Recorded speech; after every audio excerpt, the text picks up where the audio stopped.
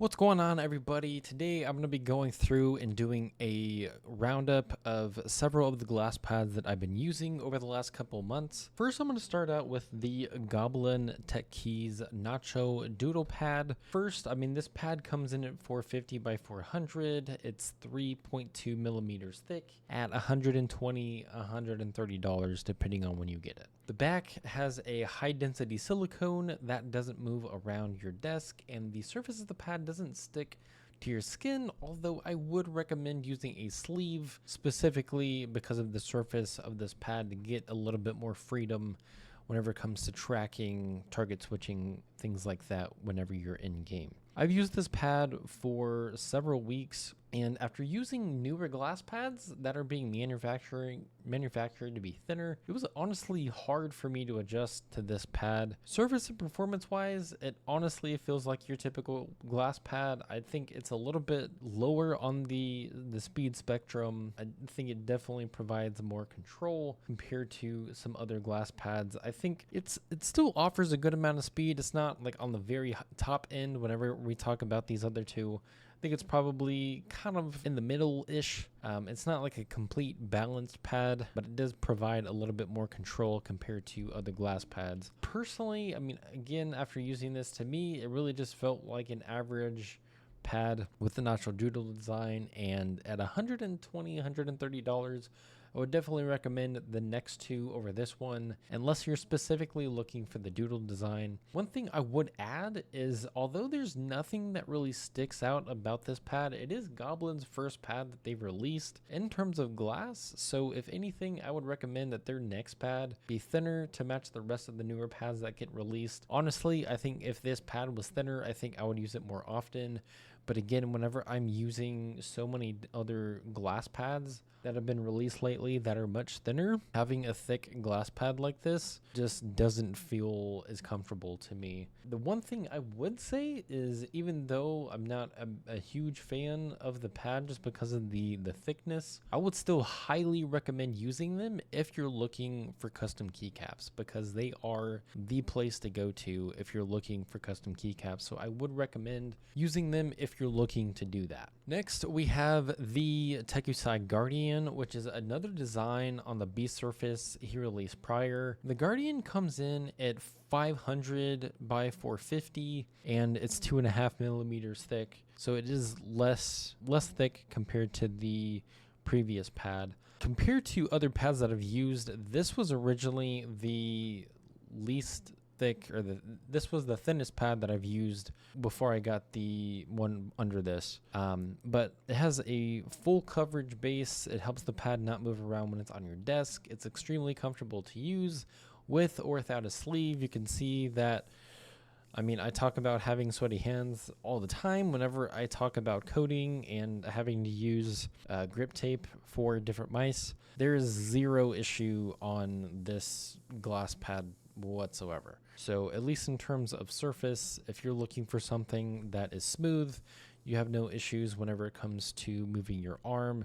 This is definitely a really good option to look at. When we talk about the surface, it has a really very, very, very light texture. It still feels really smooth. It's not as smooth as the pad that's under this, but at least in terms of having a pad that is smooth, it still feels incredibly smooth. It's very comfortable whenever it comes to performance. Performance-wise, I've used this for a couple months at this point, and I've really, really enjoyed this pad. It's easily in my top 3. Having one of the fastest pads on the market at the very top of the speed spectrum, and the pad not feeling uncontrollable, is a massive step in performance, and honestly just in glass pads in general. I think whenever it comes to this pad specifically, when you talk about target switching and flicking, it's incredibly fast, and having a level of control and comfort and tracking and micro adjusting just really makes it feel really comfortable to use.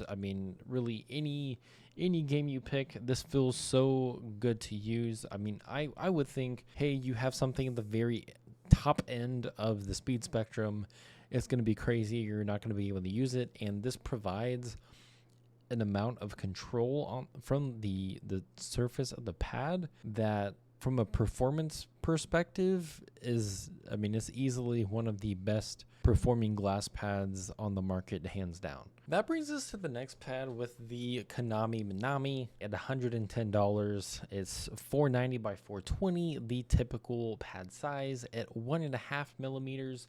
So even thinner than the Tekkusai Guardian, which, I mean, getting a pad like this is just mind-blowing. Having something as thin as this is.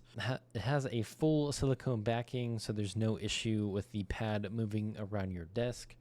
But this pad is super interesting to me. So, I mean, if you use the pad, similar to the last one, it doesn't have the slight texture that the Guardian does, but I mean, it is incredibly smooth. There's zero problem with needing any kind of arm sleeve unless you really want to use one. The biggest thing that's kind of made this pad so interesting to me is the amount of electric static that I get from this pad. So right off the bat, I mean, whenever I got this pad, taking it out of the box, I could literally hear just the static. Like, it sounded like a TV. Like, there was just so much static that was coming off of the pad. And using it off and on, like, I still have that. The level of static is definitely lower than it was in the beginning, but I still have a good amount of static whenever I use this pad. And that's really kind of where this pad kind of shines, which is really weird. So I mean, using the